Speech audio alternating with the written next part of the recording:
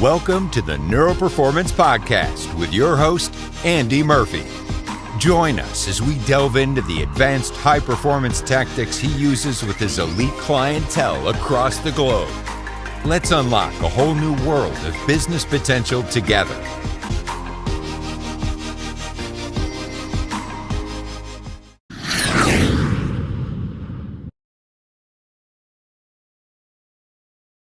Yeah, I think it's going to be the next revolution, and it's going to be a revolution that's going to unlock, we're talking on the scale of like $1 trillion GDP. When we go through knowledge work and have this revolution, I call it like the cognitive revolution. Let's take really seriously how the brains of our workers work. Like these are our number one assets, like not to be too mechanistic about it, but what is our main capital asset if we're a knowledge work organization? We have some buildings, but it's really these brains. What's going on, Neuroperformers, and welcome to episode 440. Hope you're amazing as always, and life is treating you pretty good. Do you know what? I like today's episode. It's a clip from Dr. Huberman's podcast, and if you don't know Dr. Huberman, I think I've done about 20 episodes about him, breaking down his clips. He's the head of professor of neurobiology at Stanford University, and he's just very relatable. Joe Rogan made him very, very famous. Of course, Joe Rogan makes a lot of people very famous. But besides that world, he's in definitely the academic world, the hyper intelligent. He's an incredible researcher, a very deep thinker. And I love the way he wants evidence-based information and tactics that he's able to then, guess what? Well, go and apply. And that's what I love about Huberman. And he's also very much into martial arts. He's very much open to experience the new. And that's why he's had brilliant people on talking about hypnosis, which I've obviously teach and do, and actually the brain and everything else. And I love what's happened, especially with Huberman. Plus, he's got an awesome first name, Andrew, right? Andrew, you get it. And after doing this game for 22 years and looking in the minds of thousands and thousands of people, it's been amazing for me to see mainstream exposure to the concepts that, well, we've been teaching and I've been taught and I've been teaching for all of this amount of time. And again, there was so much foundational knowledge and experience, but now, especially over the past 5 years, it's kind of the neuroscience and the technology has caught up or catching up to what yogis have known for thousands of years, right? But more importantly, the actual structure of the brain and memories and what this actually means for hyper performance, right? And everything, obviously, the brand is neuroperformance, and that's what I do with clients, in so many different ways. CEOs, executives, and founders, whoever it is. And what I wanted to share with today is a concept that I have just helped so many people with, and I've been through this in my own life. Especially, I was young. I was 28 years old having a nervous breakdown, right? And whole story behind that, and people get sick of me telling it, so I'm not going to tell it. But the truth is, it doesn't have to go as far as it did with me, right? It created damage in my nervous system. And for you listening out there, there's levels of extremeness. There's levels of threshold or boundary conditions. And it doesn't have to go to the extreme. If you're listening to this now and you've come here for a very specific reason, then burnout isn't just a term. Burnout goes so much deeper, right? And this is something I really want to discuss in today's episode. The clip, the interviewer or the interviewee is Dr. Cal Newport, and really, really interesting guy. He's a professor of computer science at Georgetown University, and he's had lots of best-selling books on focus and productivity. But the way these guys and the neuroscientists and the researchers come from, it's a beautiful place. I come from the a kind of not a polar opposite in opinions, but a different perspective. So they bring in the actual details of the studies. What I do with clients in these episodes, I try to bring in for you the psychological conditioning aspect, right? So you put those two things together, that's a beautiful thing. That's a beautiful thing. So burnout, that's what we're going to talk about today.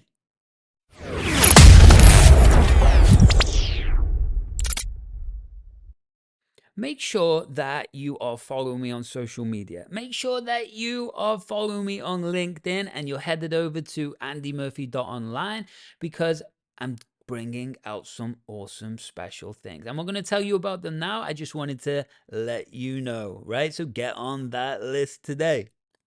Other thing is, if you want to hear your name, your brand right here, right now in one of these segments, it could be you want to sponsor the podcast and become one of our main sponsors, or you want to become a guest. Either way, head over to andymurphy.online, or you could go to neuroperformancepodcast.com, neuroperformancepodcast.com, or andymurphy.online and get in touch.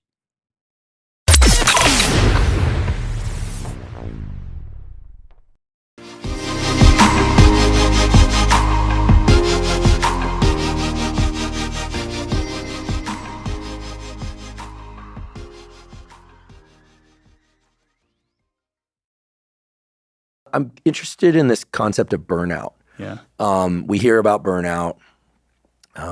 We associate with it too much adrenaline, lack of sleep, tired and wired, feeling disengaged. The poet David White has a beautiful poem, I forget the title, about burnout, where he says that I think the cure to burnout is wholeheartedness.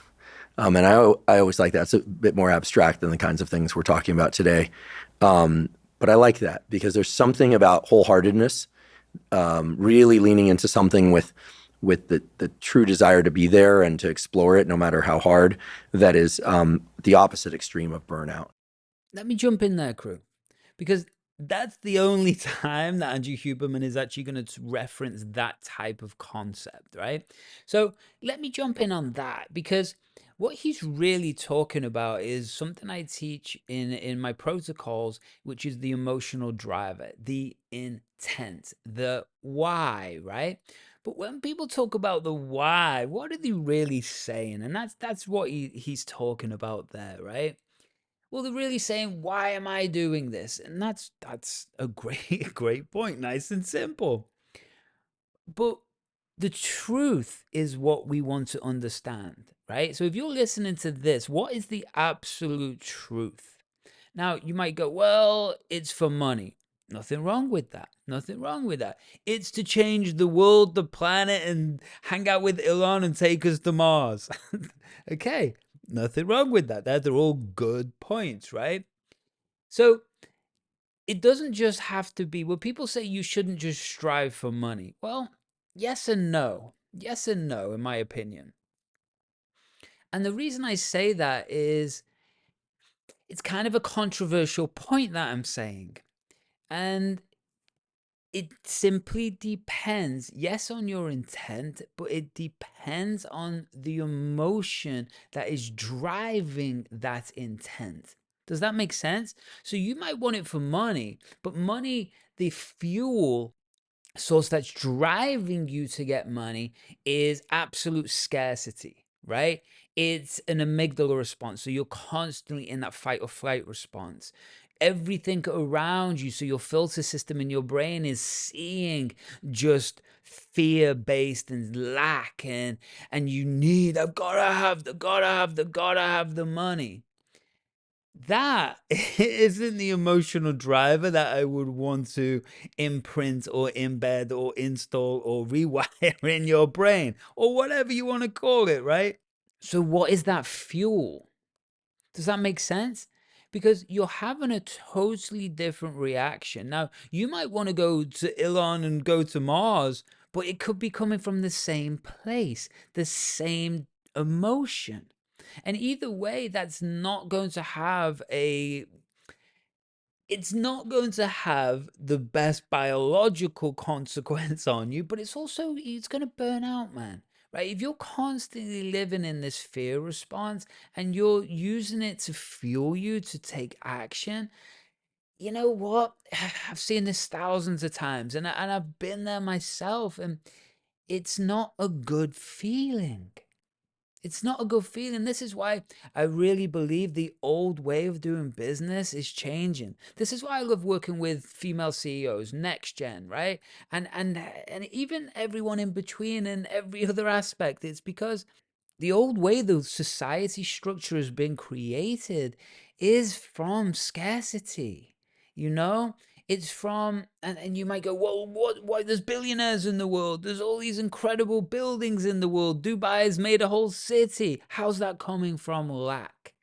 Well, it's a fair point. I love questions, right? It's a great question. Well, I mean, you could go into one aspect of about the oil resources are potentially running out in the future, so the diversification of the money of those countries, Saudi, etc. Well, that could be future thinking. That could be scarcity. Either way, right? I'm just talking. I'm just talking. The other thing is, it was all done in scarcity, meaning that information back in the day was held back before the internet, right? The original people who created the financial structures of the world weren't doing it for the greater good of the world. They were doing it to, again, create profit. And there's nothing wrong with profit. Profit's awesome, but where is it being directed after you've got it? If it's being hoarded, then well, what does that mean? What does that do for the world, right? Money has to flow, otherwise, what's the point in money?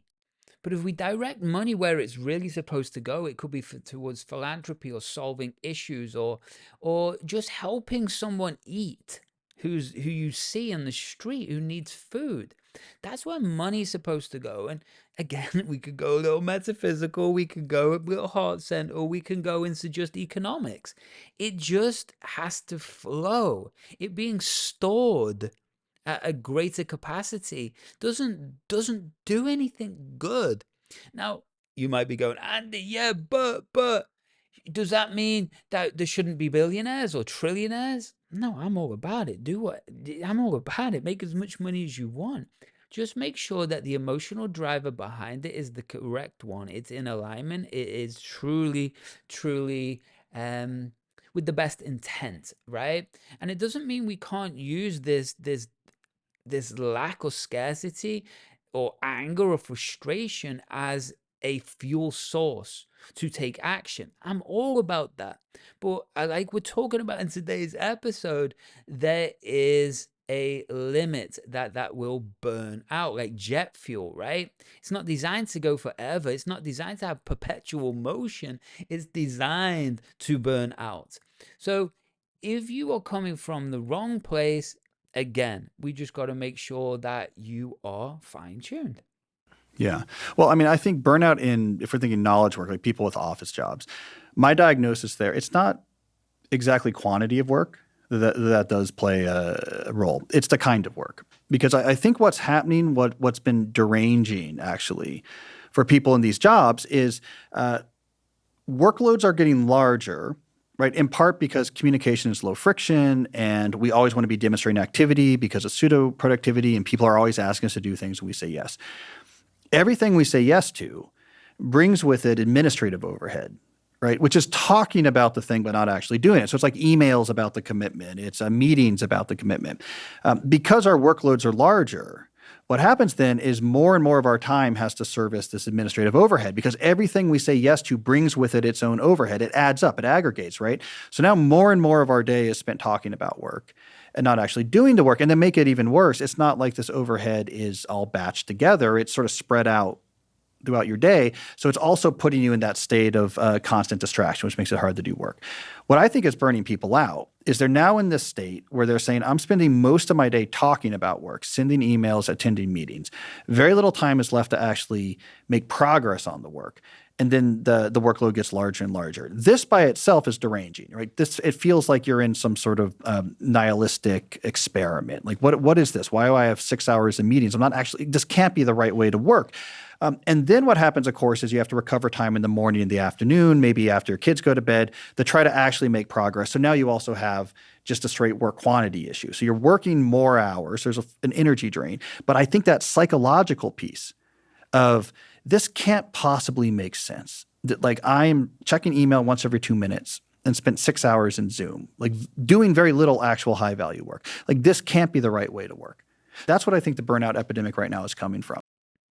I couldn't agree more. I couldn't agree more. Maybe you don't agree. Maybe you have a different opinion. But from what I've seen when you're working with CEOs and executives, and teams, there's a lot of time being wasted, which is why I've heard a lot of people like that's the what shall I say? That's the argument. It's probably the wrong word, but that's the argument for actually being able to work at home, because that you utilizing so much more time, which task orientated, you don't have travel, you don't have these extra meetings potentially, but it's also the argument why you should be at least part of the time in the office, right?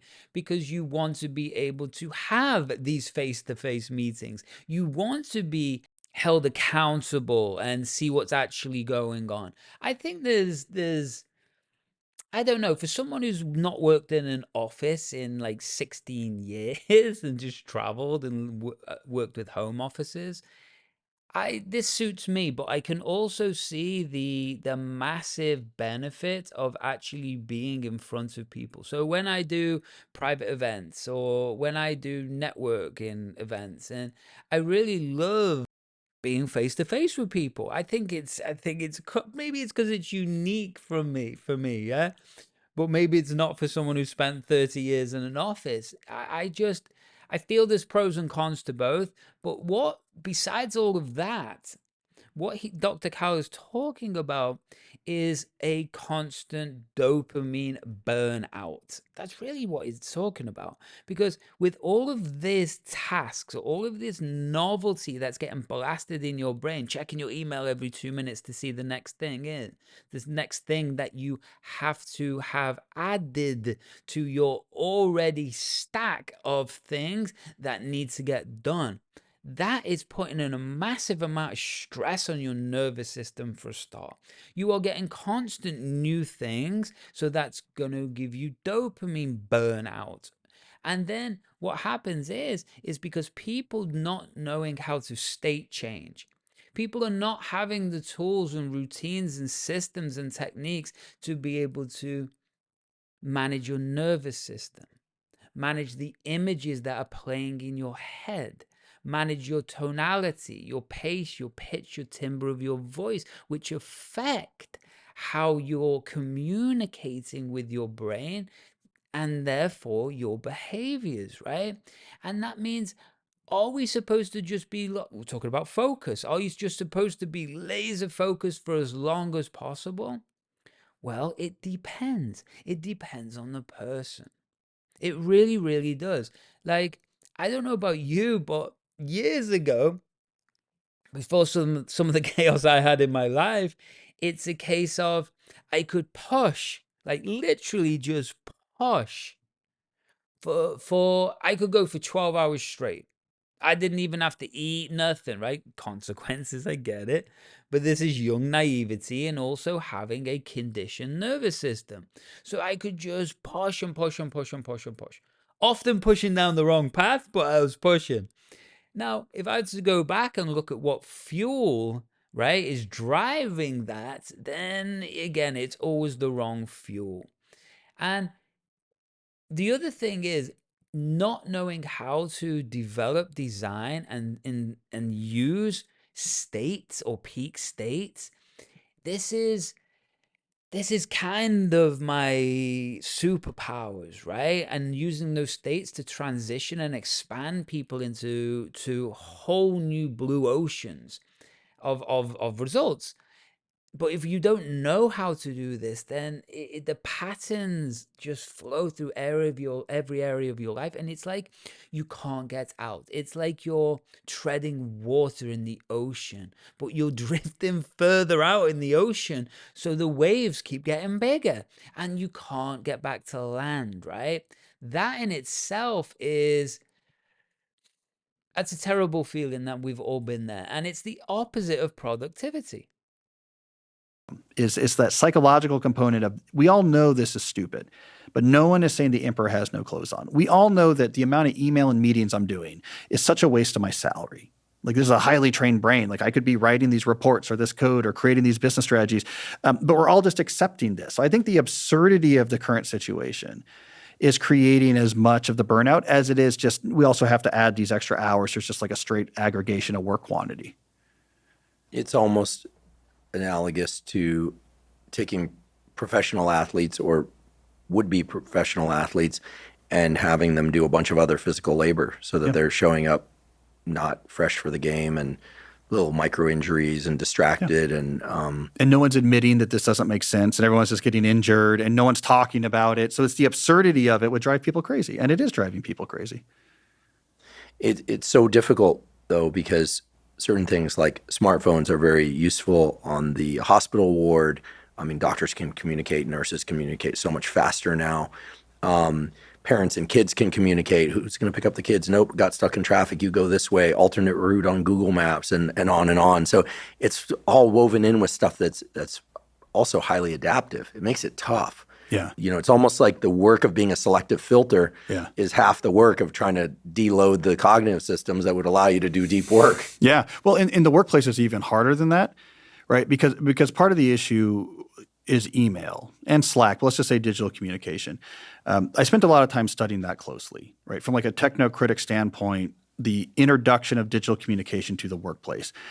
And the problem there is the reason why we're checking this all the time. It's not some like individual habit de-optimization. It's not, oh, I should just check this less often. What happened is when we introduced low-friction digital communication to the office, this emergent consensus came about that said, great, let's just use ad hoc messaging as our major way of collaborating. Like, we can just figure things out on the fly. I can just be like, Andrew, what's going on with the whatever? And you can answer me and I can send it back. This was very convenient. The activation cost was low. And so this is how we began actually collaborating on work. Now, what happens is as workloads get higher, we now have many things at the same time. They're all generating these asynchronous back and forth conversations. Most of these have some sort of time sensitivity, right? So if I email you and say, like, what's going on with like the guest coming later today, we have to kind of resolve this before later today. So now it's not just that these messages are going back and forth with all these different threads, but I have to keep checking my inbox to make sure the gap's not too big. This is not a failure of habits. It's not a moral failure. It's necessitated by the fact that all these back and forth conversations have to keep moving forward. So it is difficult then, if you're in this system, to step out by yourself. Because this is the way we're collaborating, is these asynchronous back and forth messages. And I can't disengage myself from that without slowing things down. Like from a mathematical game theory point of view, it's a suboptimal Nash equilibrium.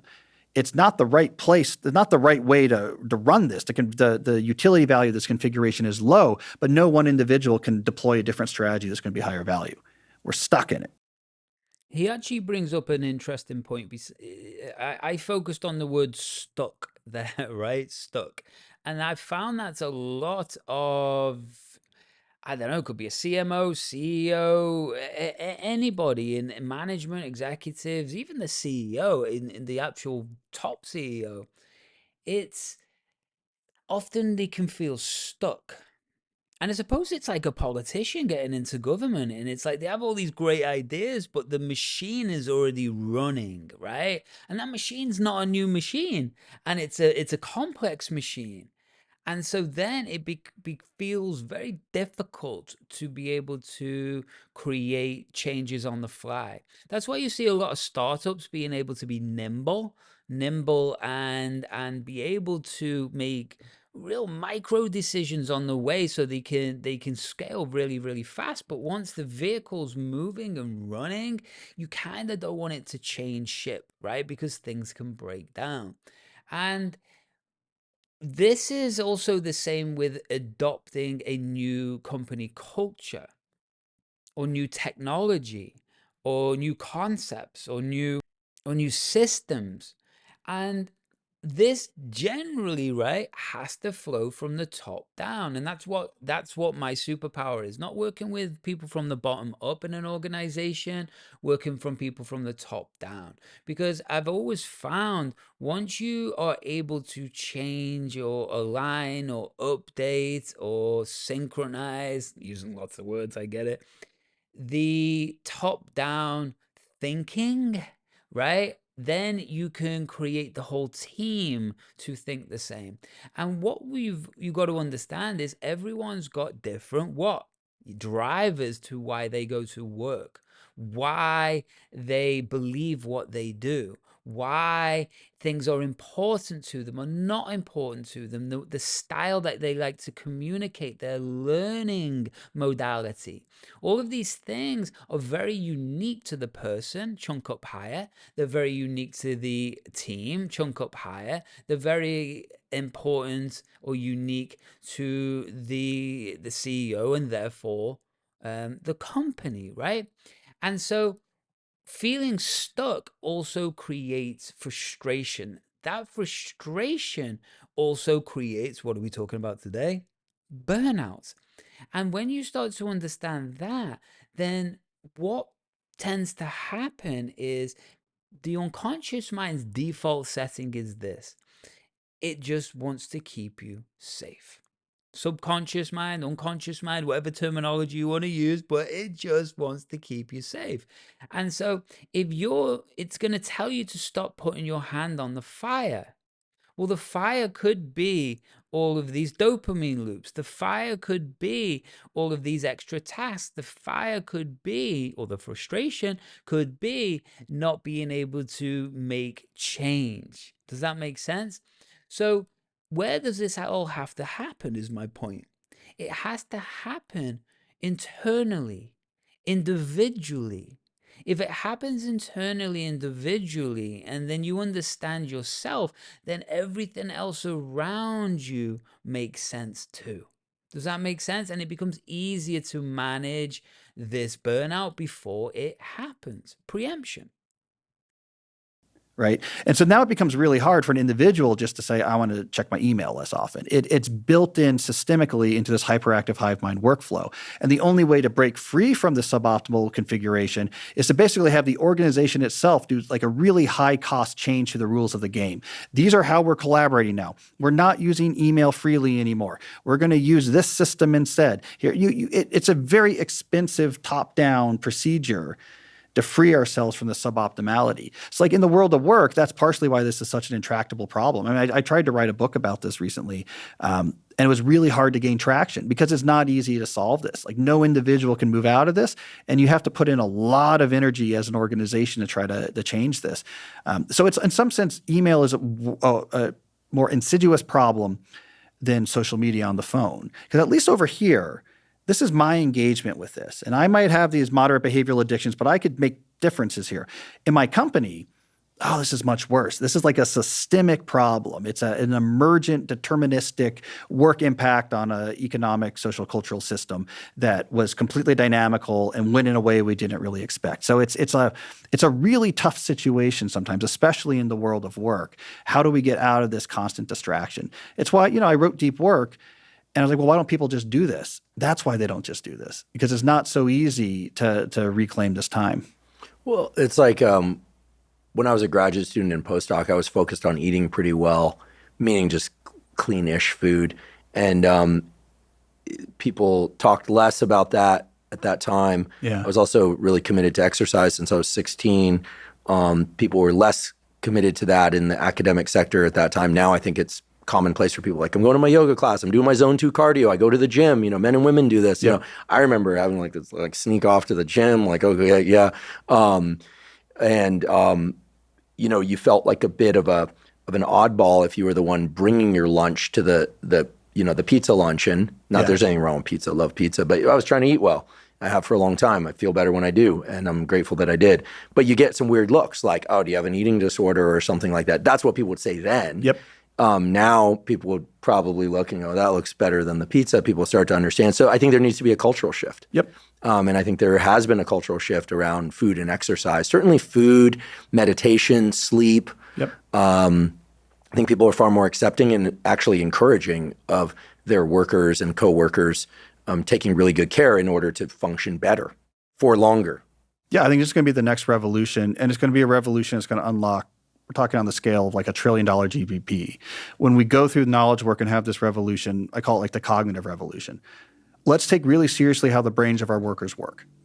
Like these are our number one assets, like not to be too mechanistic about it, but what is our main capital asset if we're a knowledge work organization? We have some buildings, but it's really these brains that we have like employment contracts with. These brains create value. Let's take seriously how the brains actually operate. And as soon as we do, we'll say, oh my God, these brains are checking email once every 2 minutes. What a disaster. It's like if we had a car factory and we spent $20 million on one of these German robots that can, put cars on the doors or whatever, and we just weren't taking care of it. And it was like rusty and it was dropping the doors and the production pipeline was going down. We was like, this is crazy. We got to take care of this equipment, right?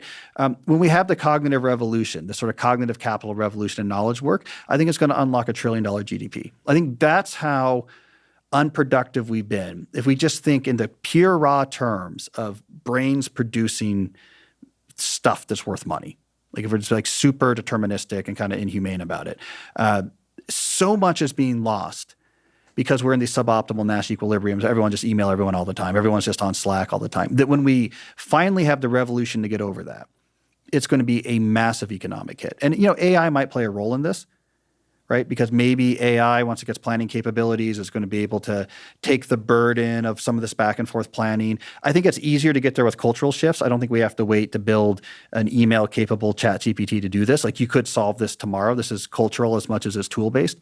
But I think it's going to be a huge revolution when we get there, akin to like the assembly line in manufacturing, which was like a 10x improvement in productivity metrics. When we figured out the continuous motion assembly line with interchangeable parts was a massive, it created this productivity engine. I'm using the economic sense of productivity now, dollars per worker. The economic miracle that came from this process-based industrial innovations in the late 19th, early 20th century, the money generated by that, the wealth generated by that was the foundation of the modern West. Like the whole world as we know it was built. So there's these huge latent potentials. And right now, I don't think we're there with the brain. And I think it's going to be a huge revolution. It's just difficult, right? It's not an easy revolution to start. But I think it's going to change whole industries in ways that it's going to be hard to even imagine. That's all for this episode of the Neuroperformance Podcast. Thanks for tuning in. Remember to stay connected, rate, review, and visit andymurphy.online to take the next step towards unlocking your pure potential. See you next time.